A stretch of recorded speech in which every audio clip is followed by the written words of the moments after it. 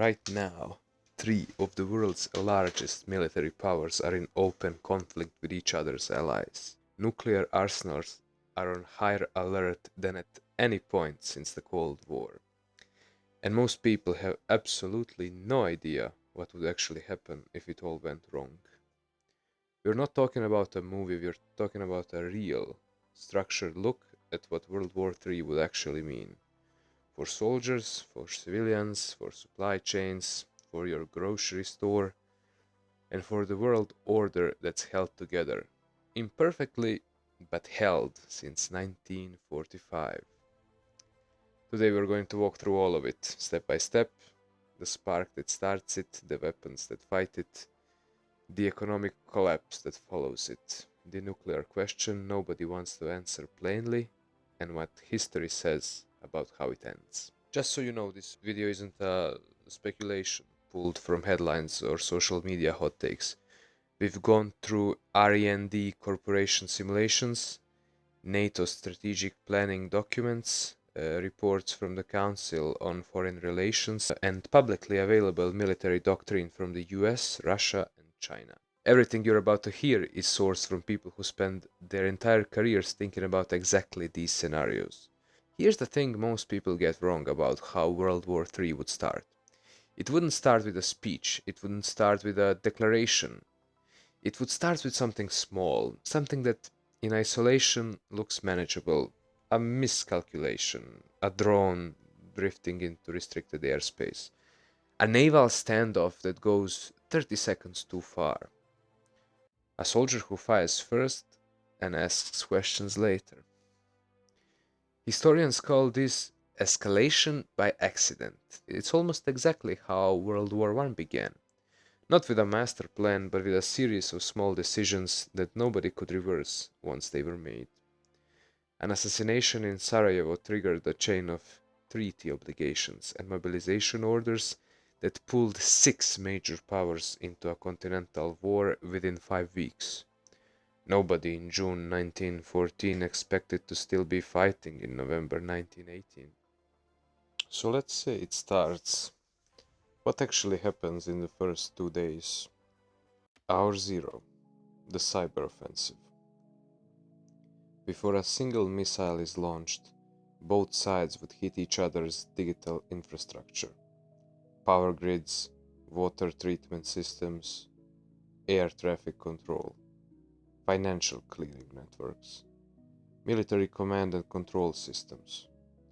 We already saw a preview of this doctrine on February 2022 when Russian hackers took down via satellite internet service across Ukraine just hours before ground forces crossed the border. It wasn't accidental, it was designed to blind Ukrainian command structures before they could respond. In a World War III scenario, this kind of cyber strike would be 10 times larger and far more sophisticated, targeting critical systems across multiple countries simultaneously. Hours 2 to 12. Electronic warfare in space.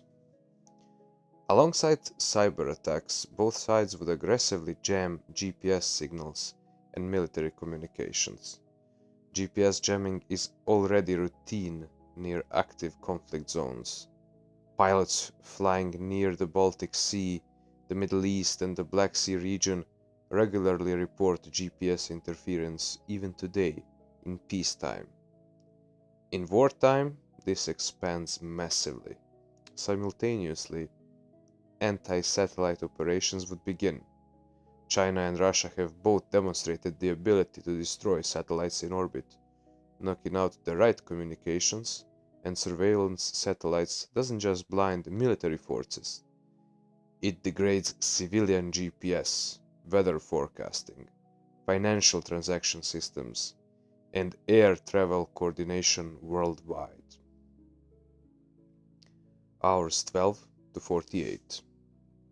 Precision missile strikes. Then come the missiles, not aimed at cities, not yet, because destroying civilian centers in the opening phase invites the same in return. And the early objective is military, not political. The target would be air defense radar systems, air bases, naval ports, fuel depots, ammunition storage, and military command centers. The goal is simple and brutal: blind your enemy, ground their air force, and sink their fleet before they can project power. In a conflict involving NATO and Russia, analysts estimate several hundred precision missile strikes in the first 24 hours alone. Supply chains globally would begin seizing up within hours. Stock markets, if they remained open, would be in free fall. And governments around the world would activate emergency war protocols, most of which the public has never heard of.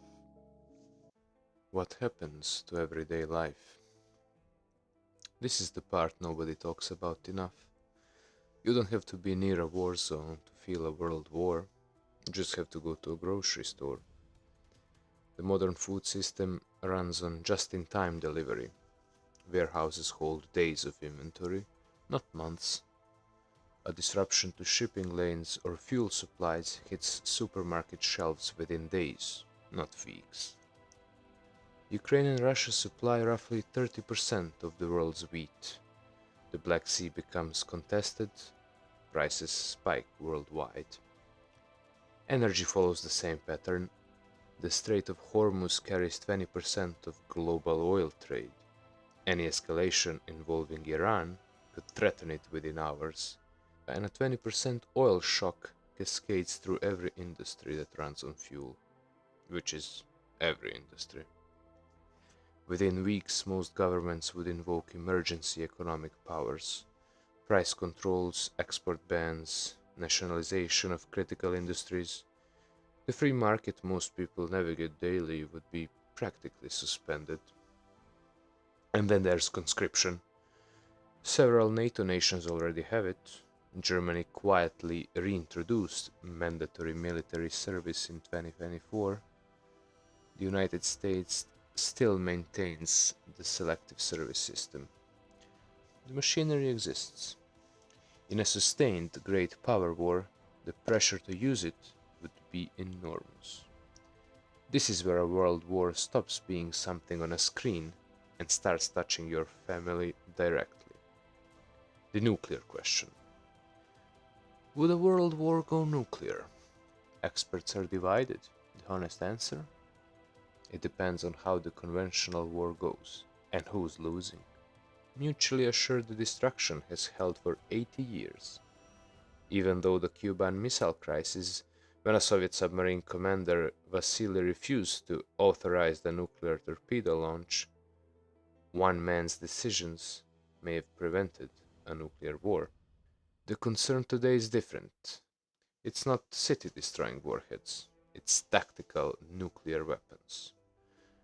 Russia has roughly 2,000 of them, and its published military doctrine explicitly discusses using one if it faces defeat conventionally. The idea: use a small weapon on a military target to shock the enemy into negotiations, a lower threshold than anything from the Cold War. Most serious analysts put the probability of full nuclear exchange in a conventional World War III scenario at somewhere between 5 and 20%. That's not zero, that's not inevitable, that's roughly the odds of rolling a 1 on a 6-sided dice. Most of the time you don't, but you wouldn't bet a civilization on it. Who's on which side? This wouldn't be a clean two-sided conflict. NATO has 32 members, all legally committed to respond. But respond means very different things for the US and Luxembourg, for example. Unanimity is required for formal decisions. One member refusing can fracture the alliance. Russia isn't alone either. Belarus is integrated into its military planning. North Korea has supplied shells and soldiers. Iran has supplied drones. China has been Russia's economic lifeline, buying its oil, providing technology, keeping its economy afloat under sanctions. And then there's the non-aligned world. India, the Gulf states, Brazil, Indonesia, billions of people under pressure to pick sides, and almost certainly resisting. Their choices would reshape global trade and energy markets for decades. How it ends. World wars end, they always have, and how they end shapes everything. After World War I, punishing the losers planted the seeds of World War II within 15 years. After World War II, the major powers built institutions instead. The UN, the IMF, NATO, the Marshall Plan. For all its flaws, that architecture has produced the longest stretch without great power war in recorded history. A third world war, if it ended without nuclear catastrophe, and that caveat does enormous work, would likely produce a fundamentally restructured global order. A multipolar world, the US, China, and the reformed European bloc as the three main poles. New reserve currencies, new institutions, supply chains rebuilt along regional lines. It wouldn't be the end of civilization, but it would be the end of the world as we currently know it. What individuals can actually do. Most of what happens in a world war is decided by governments and forces outside individual control. Pretending otherwise, selling you a bunker or a bug out bag as the solution, is entertainment, not preparation. What history actually shows is that community matters most. Wartime Britain, post war Japan, COVID. The communities that fared best had strong social networks and cooperative relationships, not the biggest individual stockpiles. Beyond that, pay attention to credible sources, understand your country's emergency system, and engage politically. Decisions that make war more or less likely are political decisions, made by people who are elected and removed by voters. Understanding that, understanding what could happen, isn't pessimism, it's beginning of preparedness. If this gave you something real to think about, share it and drop a comment. What do you think is the biggest risk the world is underestimating right now? See you in the next one.